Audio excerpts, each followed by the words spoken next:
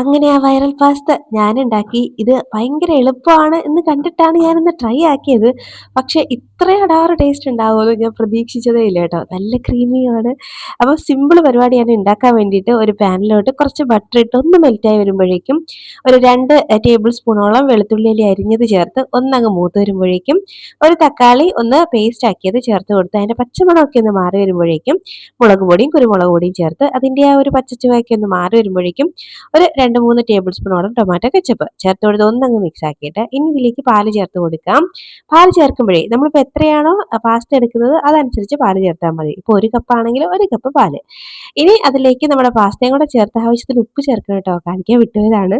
ഇനി ഒന്ന് അടച്ച് വെച്ചിട്ട് ഇതുപോലെ ഒന്ന് കുക്കായി വരുമ്പോഴേക്കും ഉണ്ടല്ലോ ചീസ് കയ്യിലുണ്ടെങ്കിൽ ചേർക്കാം. ചീസ് സ്ലൈസോ അല്ലെങ്കിൽ മൊസറല്ല ചീസോ ഏത് ചീസ് വേണമെങ്കിലും ചേർത്ത് കൊടുക്കാം. ഇനി അതിലേക്ക് കുറച്ച് കസൂരി മേത്തി കൂടെ ചേർത്ത് ഒന്നും കൂടെ ഒന്ന് അടച്ച് വെച്ചിട്ട് ഇതാണ്ടേ ഒന്ന് ചീസൊക്കെ ഒന്ന് മെൽറ്റായി വരുമ്പോഴേക്കും ഇതുപോലെ ഒന്ന് മിക്സ് ആക്കി എടുത്തു കഴിഞ്ഞാൽ നമ്മുടെ വൈറൽ പാസ്ത ഇവിടെ റെഡി.